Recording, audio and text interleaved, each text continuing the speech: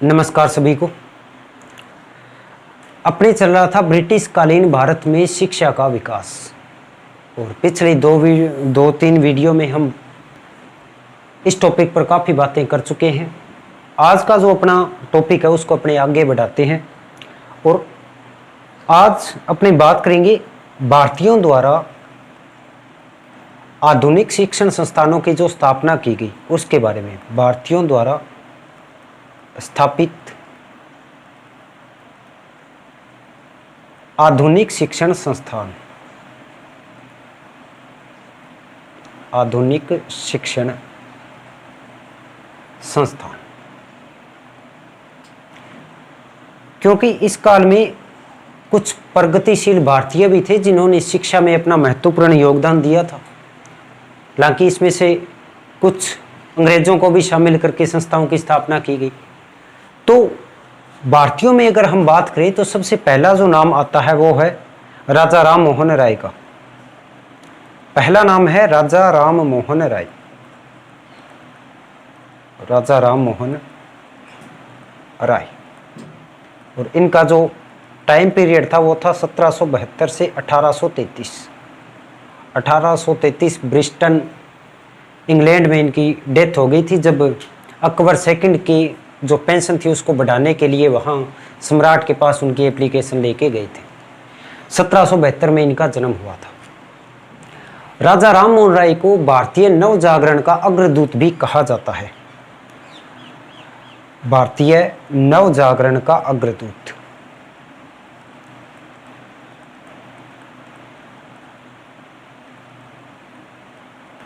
भारतीय नव जागरण का अग्रदूत, और इसके साथ भारत में आधुनिक शिक्षा के अग्रदूत भी राजा राम मोहन राय को कहा जाता है। हालांकि राजा राम मोहन राय संस्कृत के महान विद्वान थे। वैसे तो बहुत सी भाषाओं को इन्होंने पढ़ा था और बहुत सी भाषाओं में इनको निपुणता प्राप्त हुई थी।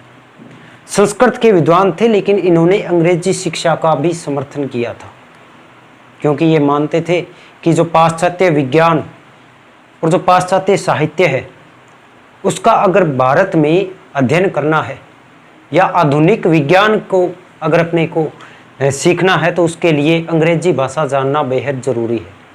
और इन्होंने ब्रिटिश शासन को पत्र लिख के ये भी कहा था कि आधुनिक शिक्षा है वो अंग्रेजी भाषा में दी जाए।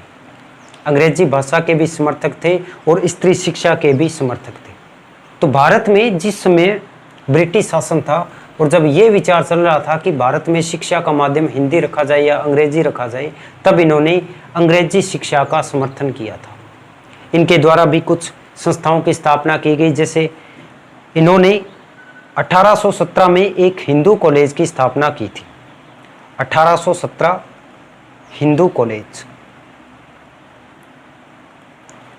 और इस हिंदू कॉलेज की स्थापना में एक अंग्रेज थे डेविड हेयर। इन डेविड हेयर का भी इन्हें सहयोग प्राप्त हुआ था।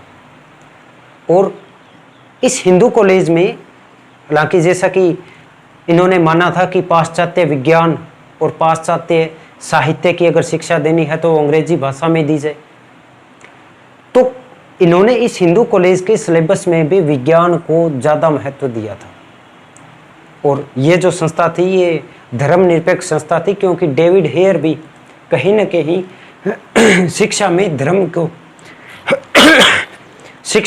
को शामिल करने के हिमायती नहीं थे।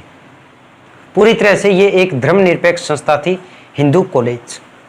हालांकि बाद में जब इस संस्था को वित्तीय कठिनाई का सामना करना पड़ा तो इसे कंपनी को सौंप दिया गया, यानी इसका प्रशासन कंपनी ने देखा था, और कंपनी ने इसी हिंदू कॉलेज को 1854 में महाविद्यालय बना दिया था अपने अधीन। तो भारत में धर्मनिरपेक्ष की ये पहली संस्था थी जो भारतीयों के द्वारा स्थापित की गई। डेविड हेयर और राजा राम मोहन राय, इन दोनों ने इस संस्था की स्थापना की थी। इसके अलावा अगर इस काल में अपने बात करें तो एक नाम आता है बेथुन महोदय का, JED बेथुन।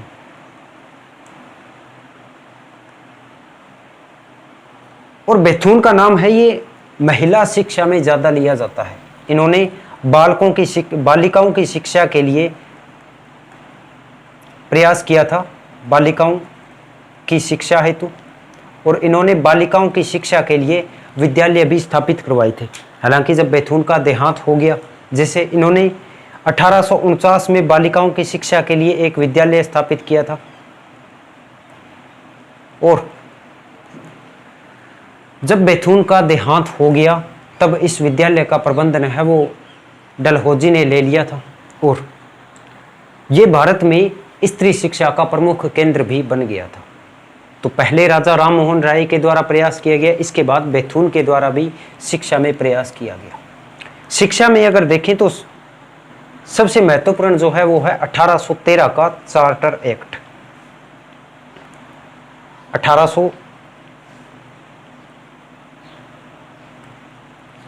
1813 का चार्टर एक्ट।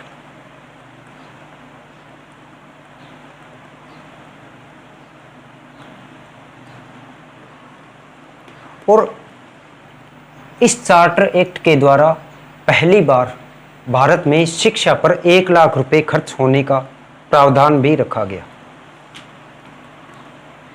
पहली बार शिक्षा पर 1 लाख रुपए का व्यय, 1 लाख प्रति वर्ष व्यय होगा।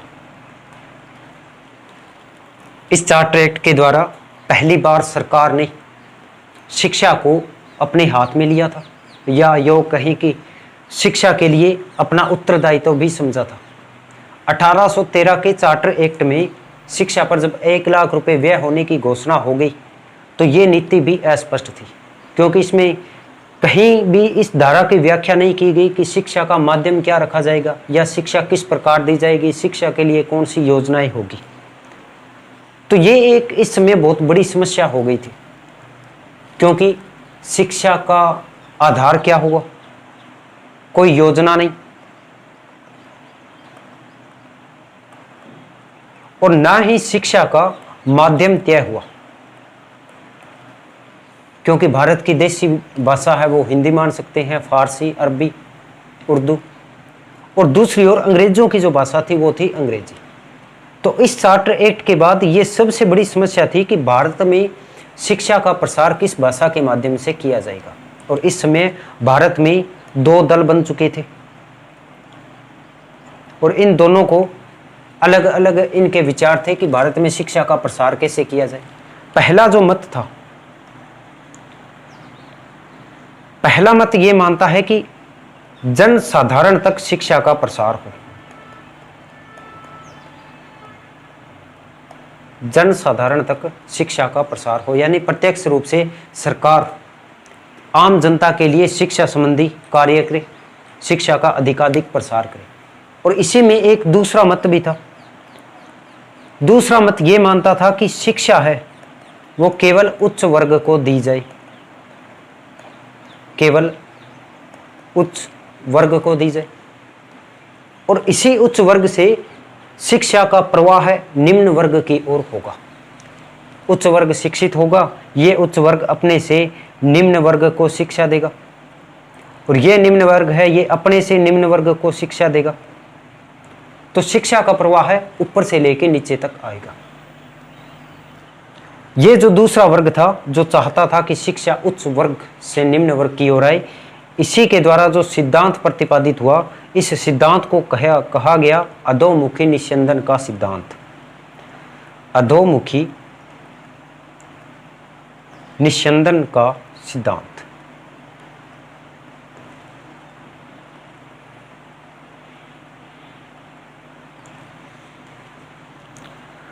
अलग स्लाइड में ले लेते हैं इसको, अधोमुखी निस्यंदन का सिद्धांत।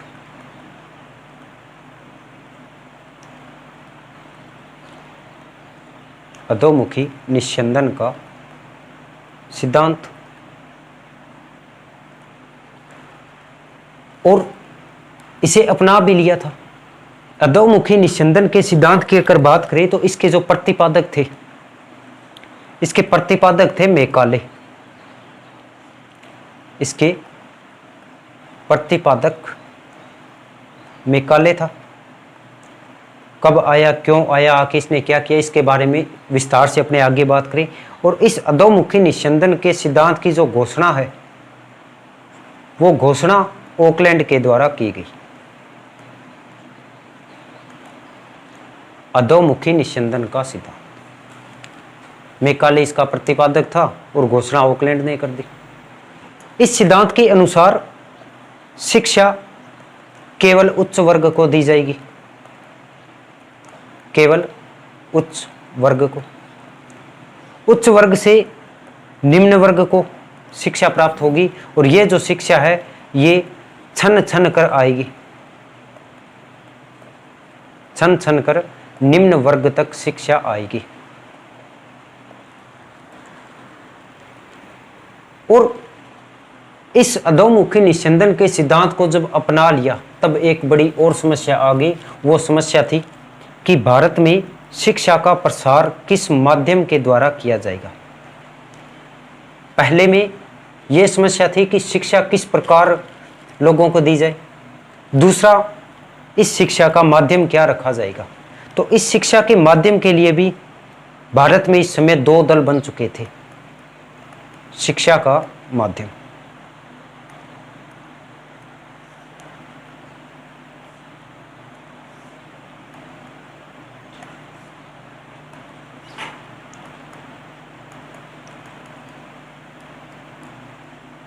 शिक्षा का माध्यम। इस शिक्षा के माध्यम के लिए भारत में इस समय दो दल बने। पहला दल और एक था दूसरा दल।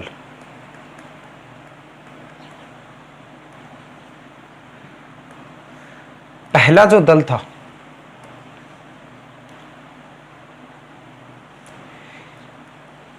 इस पहले दल में सदस्य थे प्राच्यवादी। पहले दल में प्राच्यवादी दल था और दूसरे दल में थे पाश्चात्यवादी।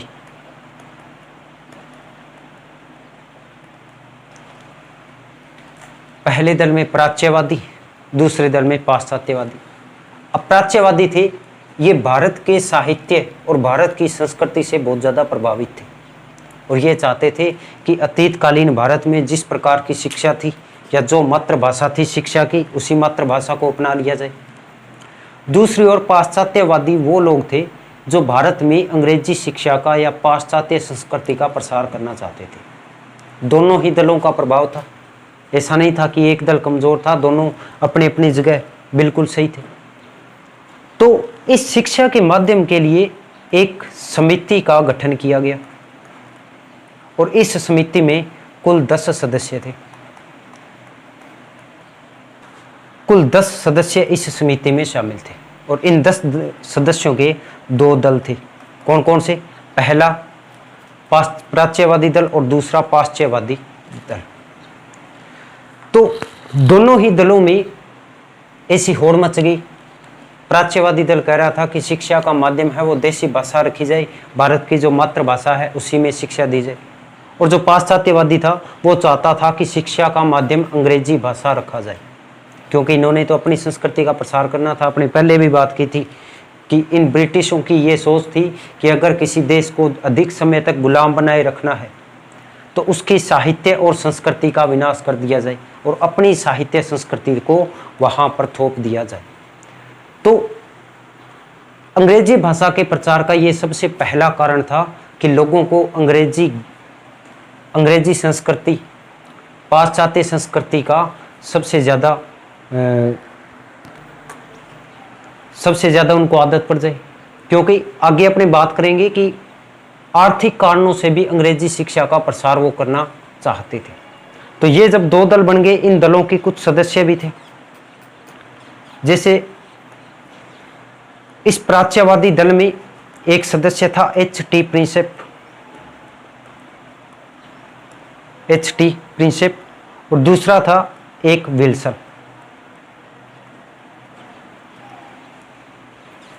ये दोनों प्राच्यवादी दल के प्रमुख व्यक्ति थे, दूसरी ओर पाश्चात्यवादी दल की बात करें, इसमें एक व्यक्ति था मैकाले, और मैकाले जो भारतीय संस्कृति का घोर आलोचक था और अंग्रेजी का विद्वान था, तो ये तो यही चाहेगा कि अंग्रेजी भाषा का ज़्यादा से ज़्यादा प्रसार हो।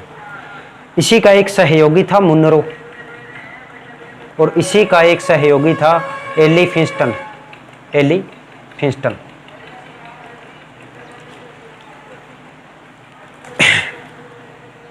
ये जो पाश्चात्यवादी प्राच्यवादी थे, ये चाहते थे कि भाषा, देसी भाषा का उपयोग किया जाए शिक्षा के प्रसार में, और दूसरी ओर ये लोग चाहते थे कि भारत में अंग्रेजी भाषा रखी जाए शिक्षा के लिए। अब ये बहुत बड़ी समस्या बन चुकी थी कि भारत में शिक्षा का प्रसार किस भाषा के माध्यम से किया जाए। ये जब सारा कुछ चल रहा था, इसी समय 1834 में आगमन होता है मैकाले का। मैकाले भारत में आ जाता है। ये आता है गवर्नर जनरल की कार्यकारिणी जो परिषद थी, इस परिषद में विधि सदस्य के रूप में भारत आया था। इस मैकाले को गवर्नर था विलियम, और इस विलियम ने लोक शिक्षा विभाग का प्रमुख बना दिया। हालांकि इसका जो मूल पद था, वो मूल पद था गवर्नर जनरल की कार्यकारिणी परिषद में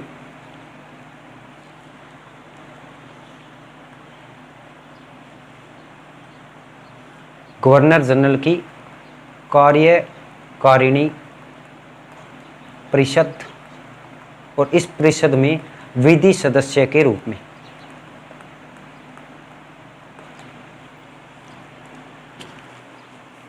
और यहां आने के बाद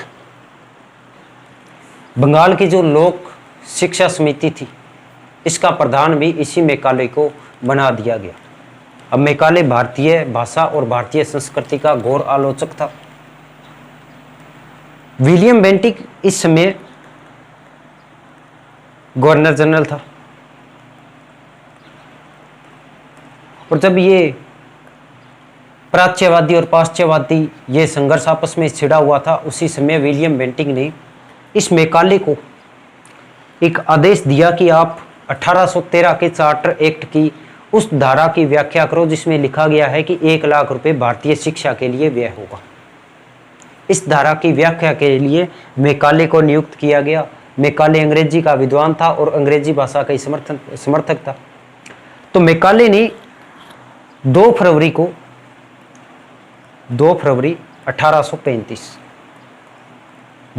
1835 को अपना विवरण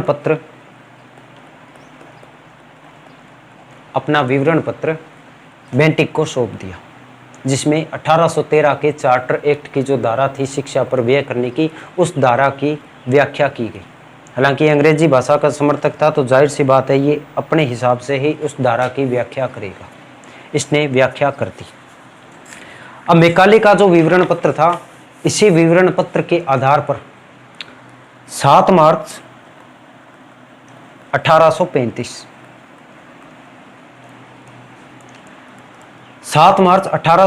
को विलियम बेंटिक ने अपनी शिक्षा नीति की भी घोषणा कर दी। विलियम बेंटिक ने घोषित कर दी शिक्षा नीति। और इस शिक्षा नीति की कुछ महत्वपूर्ण बातें, एक बात तो नॉर्मली है कि अंग्रेजी भाषा को अपनाया, यानी भारत में अंग्रेजों के द्वारा जो शिक्षा दी जाएगी उस शिक्षा में अंग्रेजी भाषा ही उपयोग में ली जाएगी। इसके अलावा इस शिक्षा नीति में उस 1 लाख रुपए व्यय करने का जो व्याख्या थी, उसके बारे में कुछ नीतियां निकाली गई। और इस शिक्षा नीति का प्रमुख जो बिंदु थे वो इस प्रकार थे। जैसे पहला बिंदु था, भारत में अंग्रेजी भाषा का प्रसार होगा। अंग्रेजी भाषा का प्रसार। दूसरा, इस अंग्रेजी भाषा के प्रसार के लिए समस्त धनराशि व्यय होगी। जो व्यय होगा वो केवल अंग्रेजी भाषा के लिए। दो तो नॉर्मली थे। तीसरा ये था कि इस समय जो भारत में देसी भाषाओं की शिक्षण संस्थान है या कोई पुरानी शिक्षण संस्थान है, क्योंकि इसके बाद जो भी शिक्षण संस्थान नियुक्त होगी उसमें तो अंग्रेजी भाषा ही होगी, लेकिन इससे पहले जिन शिक्षण संस्थानों की स्थापना हो चुकी थी वहाँ पर जो छात्र शिक्षा ले रहे हैं उन छात्रों को छात्रवृत्ति नहीं दी जाएगी। ऐसा नहीं था कि देसी भाषा वाले विद्यालयों को छात्रवृत्ति दी जाएगी। इस नियम से पहले अगर कोई विद्यार्थी प्रवेश ले चुका है तो उसे ही छात्रवृत्ति मिलेगी, और इस घोषणा के बाद अगर कोई प्रवेश लेगा तो उसे छात्रवृत्ति नहीं दी जाएगी। तो देसी संस्थानों में छात्रवृत्ति नहीं दी जाएगी। हालांकि जो पहले से प्रवेश ले चुके हैं उनकी छात्रवृत्ति मिलेगी, लेकिन इस तिथि के बाद की छात्रवृत्ति नहीं दी जाएगी। इसके अलावा इन संस्थाओं में जो अध्यापक नियुक्त हैं उनकी नियुक्ति भी अब आगे सरकार अपने हिसाब से करेगी, यानी शिक्षा पर बहुत ज़्यादा व्यय भी ना हो। चौथा ये था कि भारतीय साहित्य, जो प्राचीन भारतीय साहित्य था, इस साहित्य का ना तो मुद्रण होगा और ना ही इनका प्रकाशन होगा। एशियाटिक सोसाइटी ऑफ बंगाल, जिसने भारतीय भाषा को संरक्षण देने के लिए इन प्राचीन साहित्य और इन ग्रंथों का प्रकाशन और मुद्रण करवाया था, तो सरकार अब मुद्रण और प्रकाशन इन भारतीय भाषाओं पर कोई भी पैसा नहीं लगाएगी। और अगर इतना सब कुछ होने के बाद भी कोई राशि शेष बच गई तो उस शेष बची राशि का भविष्य में भी केवल अंग्रेजी भाषा पर यूज होगा, केवल अंग्रेजी भाषा। इस पूरे पंगे में बात इतनी है कि पाश्चात्यवादी ज्ञान का प्रसार करने के लिए पाश्चात्य शिक्षा व्यवस्था को ही अपनाया गया। ऐसा नहीं है, अब ये जो लास्ट 5वां बिंदु था इसमें ये भी तो कह सकते थे भी अगर अंग्रेजी शिक्षा पर व्यय होने के बाद अगर कोई राशि बचती है तो उस राशि को देसी भाषाओं पर लगाया जा सकता है, लेकिन ऐसा नहीं किया। पूरी तरह से अंग्रेजी शिक्षा का प्रचार प्रसार करने का ही मन बना लिया था सरकार ने। लेकिन इस घोषणा के बाद भी आंग्ल प्राच्यवादी और पाश्चात्यवादी जो विचार था, जो इनका प्रमुख मतभेद था, ये मतभेद थमा नहीं। ये मतभेद थमता है ऑकलैंड के काल में।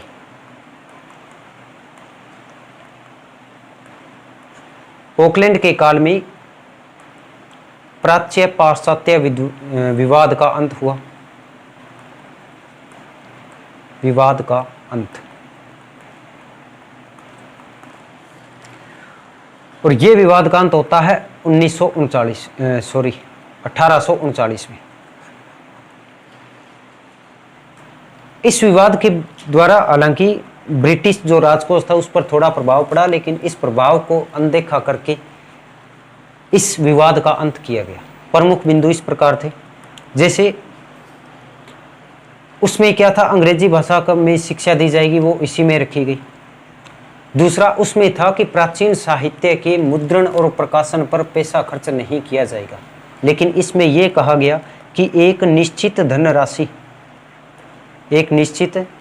धनराशि के अंदर प्राचीन भारतीय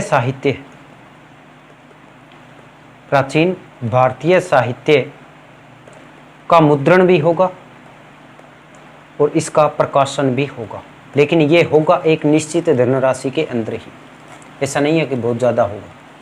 दूसरा विवाद का प्रमुख बिंदु था कि देशी जो विद्यालय थे जहाँ देशी शिक्षाएं दी जाती थी, इनमें छात्रवृत्तियाँ नहीं दी जाएगी। बेंटिक के काल में ये प्रावधान आया था उस पीछे वाली शिक्षा नीति में। इसमें ये निर्देशित किया गया कि छात्रवृत्तियाँ 1/4 दी जाएगी। छात्रवृत्तियाँ 1/4 दी जाएगी और प्राच्य शिक्षा की जितनी भी संस्थाएं चल रही है, प्राच्य संस्थान, इन संस्थाओं को इनका अनुदान देय होगा। और इस प्रकार ऑकलैंड के काल में इस आंग्ल प्राच्य विवाद का अंत हो जाता है। हालांकि ऑकलैंड ने भी शिक्षा का जो माध्यम था वो अधोमुखी निस्यंदन के सिद्धांत को ही अपनाया था। तो इस प्रकार विलियम बेंटिक के काल में ऐसा हुआ। अब इसके बाद कुछ और योजनाएं ब्रिटिश शासन में इस समय चली थी। जैसे एक योजना थी ग्राम शिक्षा योजना। ग्राम शिक्षा योजना, ये जो ग्राम शिक्षा योजना थी ये चलाई गई थी उत्तर पश्चिमी सीमा प्रांत में, उत्तर पश्चिमी